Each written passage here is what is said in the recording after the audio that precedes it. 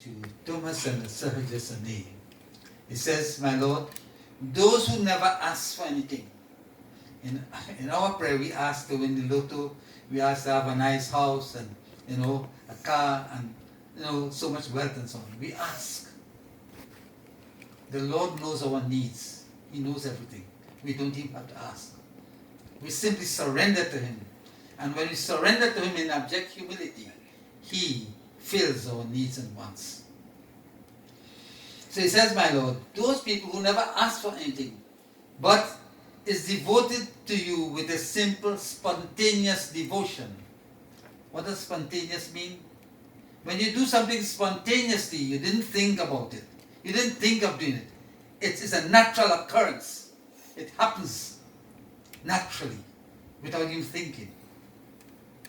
Loving God, serving God should be a spontaneous action. You shouldn't say, today I should go and sing a praise. No. Today I should go and serve God. No. It should be an everyday business. An every minute occurrence. Every second. Lord, you are my life. That's what He said. Those who have that kind of thinking, you are my life, you are my everything, my mother, my father, my guru, my everything, my friend. If at all you need a friend, the best among them is the divine. He's the best of everything. He's the best of the best.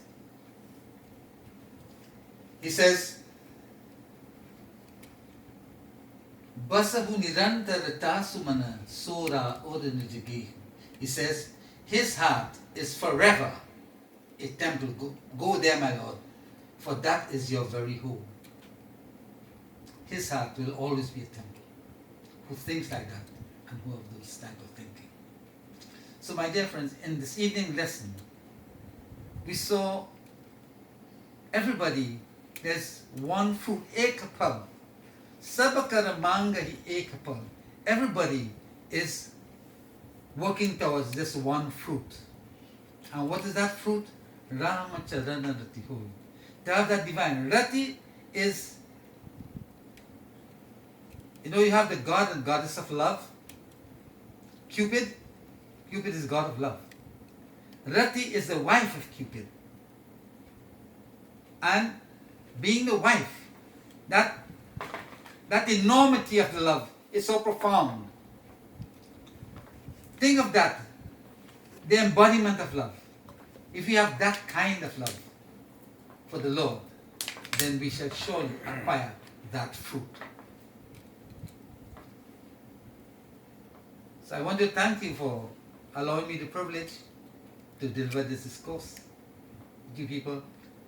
If I didn't give it all that it had, it's because I am limited in my scope of thinking and my knowledge. I could only give you what I have and what I picked up from the Ramayan. So I want to thank you for the patience that you have exercised and the way you listen. It is said in the same Ramayan that those who narrate and those who listen have the same kind of blessing. And sometimes the listener gets even more than the narrator. Because the listener is so absorbed and so taken in that he acquires even more than the narrator.